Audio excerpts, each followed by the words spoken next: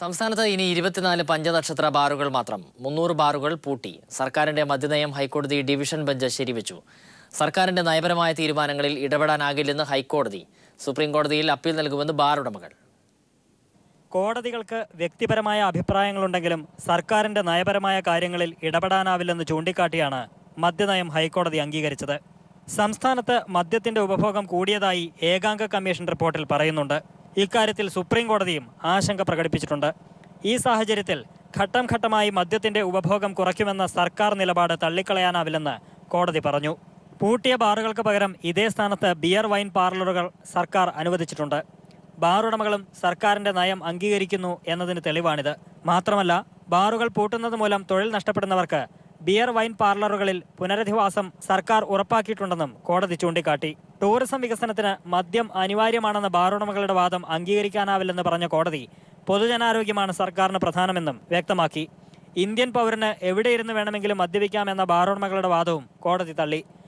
Division bench വിധിക്കെതിരെ supreme കോടതിയിൽ appeal പോകുമെന്ന് bar hotel owners association president Rajkumar Unni പറഞ്ഞു. ഗവൺമെൻറ് വാദമാണ് ഇപ്പോൾ അംഗീകരിച്ചിരിക്കുന്നത്. ഗവൺമെൻറ് വാദമാണ്. ഞാൻ മുമ്പേ പറഞ്ഞല്ലോ, സിംഗിൾ ബെഞ്ചിലാണെങ്കിൽ ഞങ്ങളുടെ കുറേ ഭാഗങ്ങൾ അംഗീകരിച്ചിരുന്നു. ഡിവിഷൻ ബെഞ്ച് വന്നപ്പോൾ വേറൊരു രീതിയിലാണ് വാദം വന്നിരിക്കുന്നത്. സുപ്രീം കോടതിയെ സമീപിച്ച് വേണ്ടുന്ന നിയമ പോരാട്ടം ഞങ്ങൾ നടത്തിയിരിക്കും. 5 സ്റ്റാർ ഹോട്ടലുകൾക്ക് പുറമെ 4 സ്റ്റാർ ഹെറിറ്റേജ് ഹോട്ടലുകൾക്കും ലൈസൻസ് നൽകാമെന്ന സിംഗിൾ ബെഞ്ച് വിധിക്കെതിരെയുള്ള സർക്കാരിൻ്റെ അപ്പീൽ ജസ്റ്റിസുമാരായ KT ശങ്കരൻ, ബാബു മാത്യു P ജോസഫ് എന്നിവരടങ്ങുന്ന ഡിവിഷൻ ബെഞ്ച് അംഗീകരിച്ചതോടെ സംസ്ഥാനത്ത് ഇന്ന് രാത്രിയോടെ തന്നെ 5 സ്റ്റാർ ഒഴികെയുള്ള മുഴുവൻ ബാർ ഹോട്ടലുകളും പൂട്ടേണ്ടി വരും. ഓപ്പൺ കോടതിയിൽ രാവിലെ 10:15 ആരംഭിച്ച വിധി പ്രസ്താവം വൈകിട്ട് 4:45 അവസാനിച്ചത്. ഹൈക്കോടതിയിൽ നിന്നും നിയമകാര്യ ലേഖകൻ PP താജുദ്ദീനും ഡാനി പോളിനുമൊപ്പം KM ഉമേഷ്.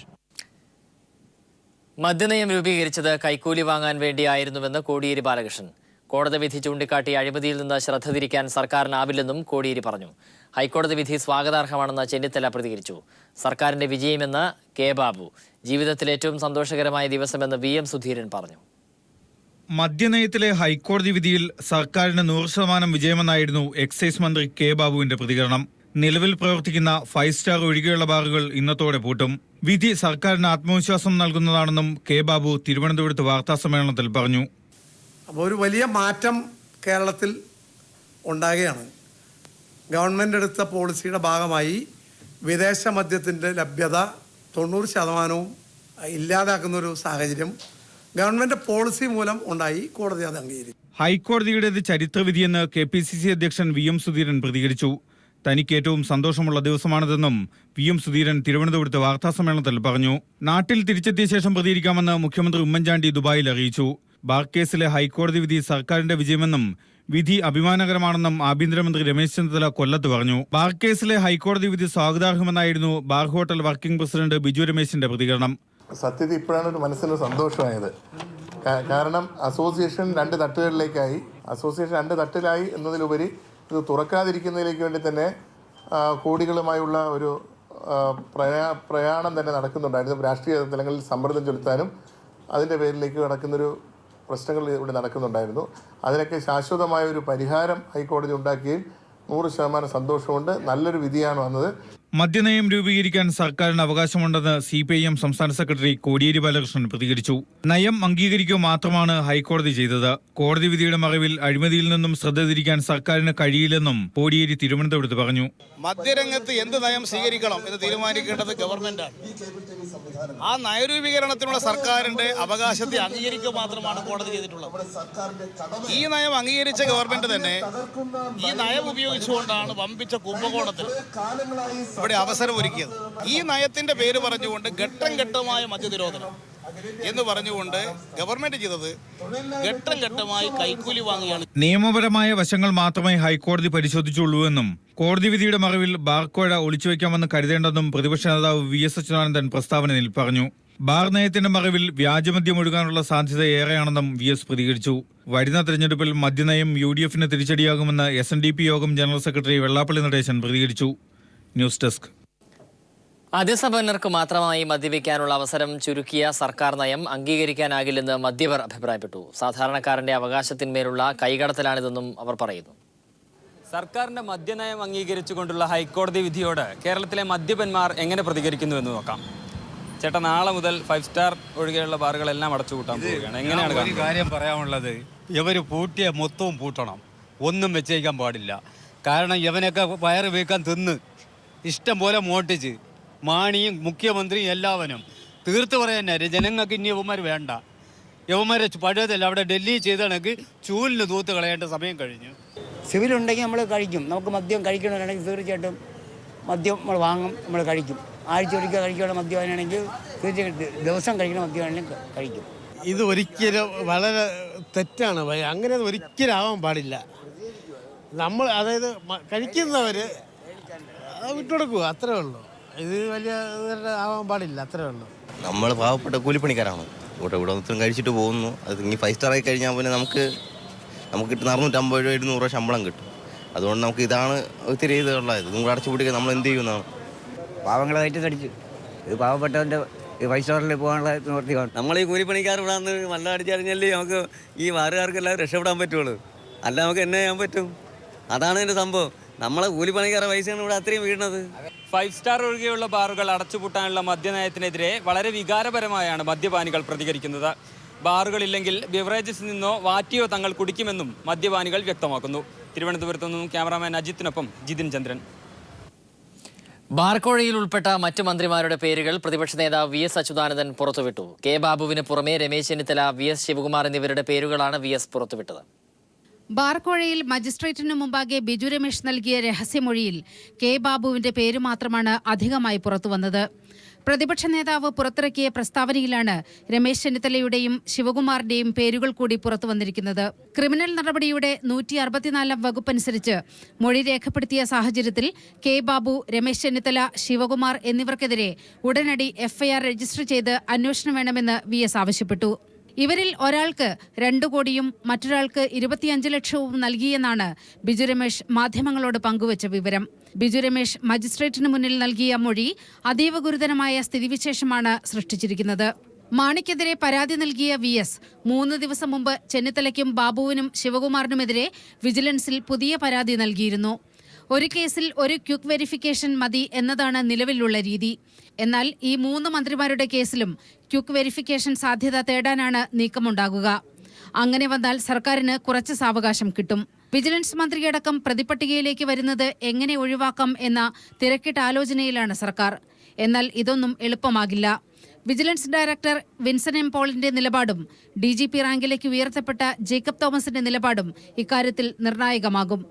ആഭ്യന്തരമന്ത്രി ഉൾപ്പെടെയുള്ളവരുമായി അത്ര രമ്യതയിലല്ലാത്ത ജേക്കബ് തോമസിന്റെ അടുത്തേക്ക് ബന്ധപ്പെട്ട ഫയലുകൾ എത്താതിരിക്കാനും നീക്കമുണ്ടാകും. നിലവിൽ ആരോപണ വിധേയരായ 3 മന്ത്രിമാർക്കെതിരെ ക്വിക്ക് വെരിഫിക്കേഷൻ നടത്താനാണ് സാധ്യത. Political desk.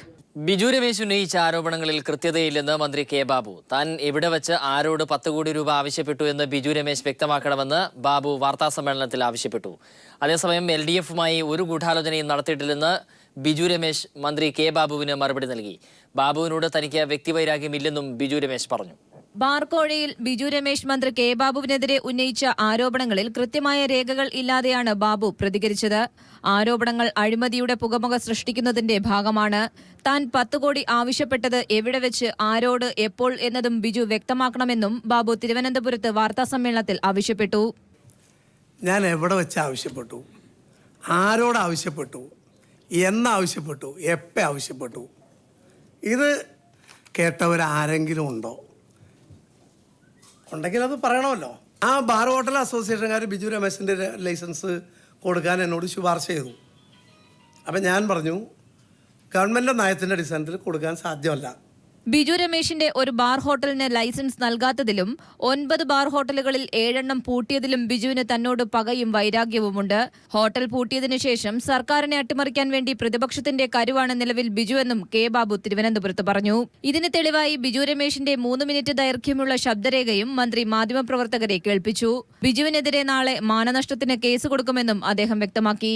അതേസമയം കെ ബാബുവിന് വ്യക്തമായ മറുപടിയുമായി ബിജു രമേശ് വീണ്ടും രംഗത്തെത്തി. LDFുമായി ഒരു ഗൂഢാലോചനയും താൻ നടത്തിയിട്ടില്ല.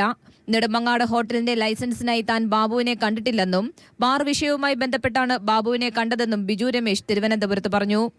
ബാർ 418 ബാറിൻ്റെ വിഷയമായിട്ടോ ഈ എൻ്റെ നെടുമങ്ങാട് ബാറിൻ്റെ വിഷയവുമായിട്ടോ ഞാൻ ബാബുവിനെ ഒറ്റയ്ക്ക് പോയി കാണുകയോ അല്ലെങ്കിൽ ഞാൻ പോയി കാണുകയോ സംസാരിക്കുകയോ ചെയ്തിട്ടില്ല. ബാബുവിനെ വളരെ കഴിഞ്ഞ 25 വർഷമായി കെ ബാബുവിൻ്റെ സ്പോൺസർ എന്ന് പറയുന്ന പോളക്കുളം ഗ്രൂപ്പാണ്. പോളക്കുളം ഗ്രൂപ്പിന് വേണ്ടിയാണ് എൻ്റെ അടുത്ത സുഹൃത്തുമാണ് കൃഷ്ണദാസ്. കൃഷ്ണദാസാണ് ഈ പോളിസി കംപ്ലീറ്റ് ഉണ്ടാക്കിയത്. ബാബുവിനോട് തനിക്ക് വ്യക്തിവൈരാഗ്യം ഇല്ല. 25 വർഷമായി ബാബുവിന്റെ സ്പോൺസർമാരാണ് പോളക്കുളം ഗ്രൂപ്പ്. ബാബുവിനെതിരെ മറ്റുള്ളവർ പറഞ്ഞതിന്റെ രേഖകളാണ് താൻ കോടതിയിൽ നൽകിയത്. ബാറുടമ ബിനോയിയും ബാബുവും തമ്മിൽ അവിഹിത ബന്ധങ്ങളുണ്ട്. ബാബുവുമായി ഇടപാടുകൾ നടത്തിയിരുന്നത് ബിനോയ്, ഉണ്ണി, ധനേഷ് എന്നിവരാണെന്നും ബിജു വ്യക്തമാക്കി. ആരോപണങ്ങൾ തെറ്റാണെന്ന് ബാബു തെളിയിക്കട്ടെയെന്നും ബിജു ആവശ്യപ്പെട്ടു. അഴിമതി കണ്ടുമടുത്താണ് താൻ പേരുകൾ വെളിപ്പെടുത്തിയത്. താൻ ആരെയും കെണിയിൽപ്പെടുത്താൻ ശ്രമിച്ചിട്ടില്ലെന്നും ബിജു രമേശ് വാർത്താസമ്മേളനത്തിൽ വ്യക്തമാക്കി. News bureau, Thiruvananthapuram. ബാർക്കോഴയിൽ തനിക്ക് നേരെയുള്ള ആരോപണങ്ങൾ അടിസ്ഥാനരഹിതമാണെന്ന് മന്ത്രി VS ശിവകുമാർ പ്രതികരിച്ചു.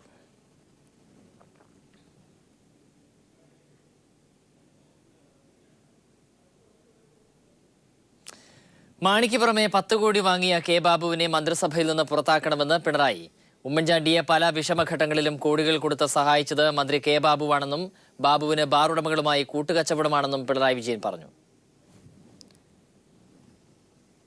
കേരള കോൺഗ്രസ് സെക്യുലർ പുനരുജ്ജീവിപ്പിക്കാനുള്ള ആദ്യ യോഗം തിരുവനന്തപുരത്ത് ചേർന്നു. PC ജോർജിനെ കേരള കോൺഗ്രസിൽ നിന്ന് പുറത്താക്കിയാൽ സെക്യുലർ പുനരുജ്ജീവിപ്പിക്കാൻ യോഗത്തിൽ ധാരണയായി. ചീഫ് വിപ്പ് സ്ഥാനത്തു നിന്ന് മാറ്റാനുള്ള തീരുമാനം പിൻവലിക്കണമെന്ന് സെക്യുലർ മുൻ ചെയർമാൻ TS ജോൺ യോഗത്തിന് ശേഷം ആവശ്യപ്പെട്ടു. കൊക്കൈൻ കേസിൽ ജാമ്യം ലഭിച്ച നടൻ ഷൈൻ ടോം ചാക്കോ ഉൾപ്പെടെയുള്ള പ്രതികൾ ജയിൽ മോചിതരായി. ഷൈനിനൊപ്പം സഹസംവിധായക ബ്ലസി, സ്നേഹ ബാബു, ടിൻസി ബാബു എന്നിവരും ജയിൽ മോചിതരായി. കർശന ഉപാധികളോടെയാണ് ഹൈക്കോടതി ഇവർക്ക് ജാമ്യം അനുവദിച്ചത്. ഒന്നാം പ്രതിയായ രേഷ്മ രംഗസ്വാമിയുടെ ജാമ്യം കോടതി പിന്നീട് പരിഗണിക്കും.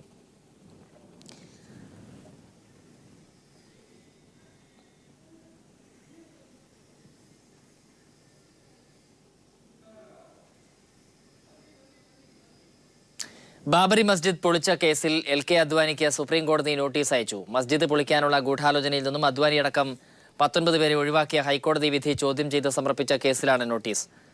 ഹൈക്കോടതി വിധിക്കെതിരെ അപ്പീൽ സമർപ്പിക്കാൻ CBI വൈകിയതിന് സുപ്രീം കോടതിയുടെ വിമർശനം. CBIക്കും സുപ്രീം കോടതി നോട്ടീസ് അയച്ചു. 4 ആഴ്ചയ്ക്കകം മറുപടി നൽകണം. കയർ തൊഴിലാളികൾ മന്ത്രി അടൂർ പ്രകാശിനെ ഘെരാവോ ചെയ്തു. കയർ മേഖലയെ തകർക്കാനുള്ള സർക്കാർ നിലപാടിനെതിരെയായിരുന്നു പ്രതിഷേധം.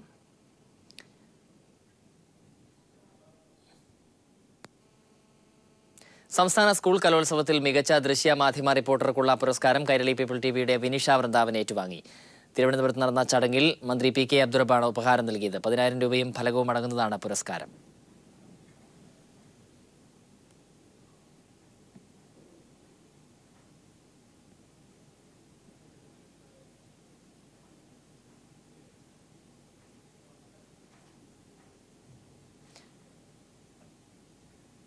ജമ്മു കശ്മീരിലെ പ്രളയബാധിത മേഖലകളിൽ ദുരിതാശ്വാസ പ്രവർത്തനങ്ങൾ പുരോഗമിക്കുന്നു.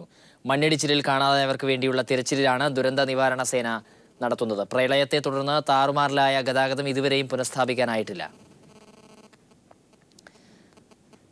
പുറപ്പള്ളിക്കാവ് റെഗുലേറ്റർ കം ബ്രിഡ്ജിനായി മന്ത്രി ഇബ്രാഹിം കുഞ്ഞ് സർക്കാർ ഖജനാവിൽ നിന്നും 64 കോടി രൂപ വകമാറ്റിയതായി ഗണേഷ് കുമാർ. അഴിമതി വ്യക്തമാക്കുന്ന രേഖകൾ ഗണേഷ് ലോകായുക്തയിൽ ഹാജരാക്കി. 4 കൺസൾട്ടൻസികൾക്കായി പൊതുമരാമത്ത് കോടികൾ ചെലവാക്കിയതുൾപ്പെടെയുള്ള രേഖകൾ പീപ്പിൾ TVക്ക് ലഭിച്ചു. പുരോഗമന കലാസാഹിത്യ സംഘം സംസ്ഥാന കമ്മിറ്റിയുടെ നമ്മളൊന്ന് സ്നേഹ സന്ദേശ യാത്ര പ്രയാണം തുടരുന്നു. വർഗീയതയ്ക്കും അന്ധവിശ്വാസത്തിനുമെതിരായ സന്ദേശം ഉയർത്തിപ്പിടിച്ചാണ് പുകാസ ജാഥ സംഘടിപ്പിക്കുന്നത്. സ്പോർട്സ്.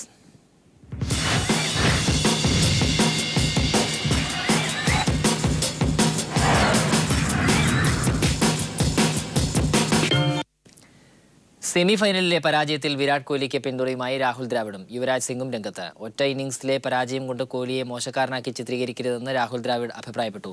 ഇന്ത്യൻ ക്രിക്കറ്റിന്റെ ഭാവി താരമാണ് കോഹ്ലിയെന്നും ദ്രാവിഡ് പറഞ്ഞു. കോഹ്ലിയുടെ പ്രകടനവും സ്വകാര്യ ജീവിതവും തമ്മിൽ കൂട്ടിക്കുഴയ്ക്കരുതെന്ന് യുവരാജ് സിംഗ് അഭിപ്രായപ്പെട്ടു. Hello YouTube, my name is Lakshmi Menon. Welcome to my channel. So FBയിൽ മാത്രം അല്ലെങ്കിൽ ഫേസ്ബുക്കിൽ മാത്രം കണ്ടുവരുന്ന ചില പ്രതിഭാസങ്ങളെയാണ് നമ്മൾ ഇന്ന് ചർച്ച ചെയ്യാൻ പോകുന്നത്. So let's begin the tour. Samagra Sambhavana Award 2014 and the winner is Ahmed Siddiqui for various films. കൈവച്ച എല്ലാ മേഖലകളിലും തന്റെ വ്യക്തിപ്രഭാവം കൊണ്ട് വളരെ മോശമാക്കിയ ഒരാളാണ് കഴിഞ്ഞ വർഷം അഹമ്മദ് സിദ്ദിഖി അഥവാ ഗോഡ് സ്പീഡ്.